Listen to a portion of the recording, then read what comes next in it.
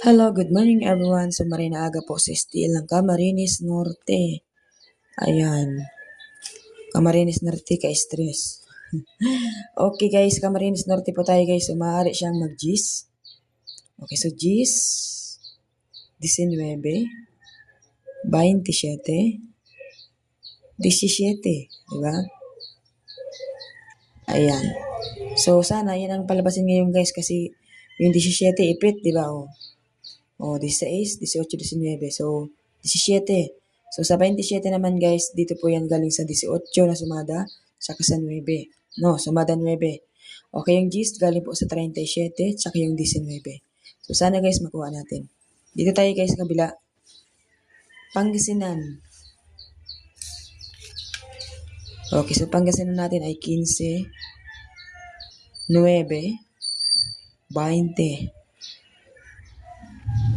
25. Okay, ulitin ko guys.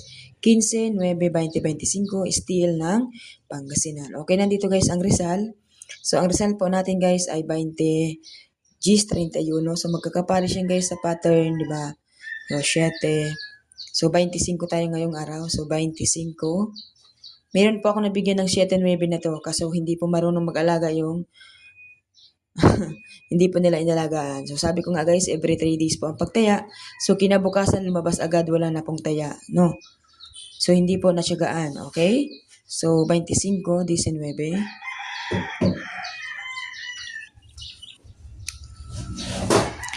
Kasi 16. 7, 8, 9, 10. So, 4. Okay, Rizal.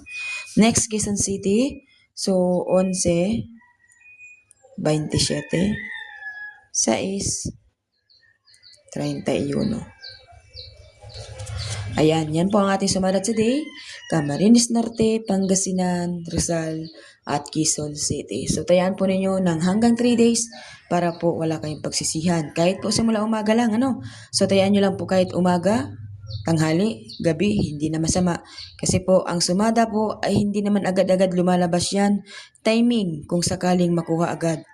So, swerte ang tinatawag doon kung talagang lumabas po agad-agad yung sumada natin. Kasi nakikita naman ninyo na talagang pinagpapaguran ko ang bawat sumada, ang bawat numero ay tinitingnan ko guys at nagre-review tayo.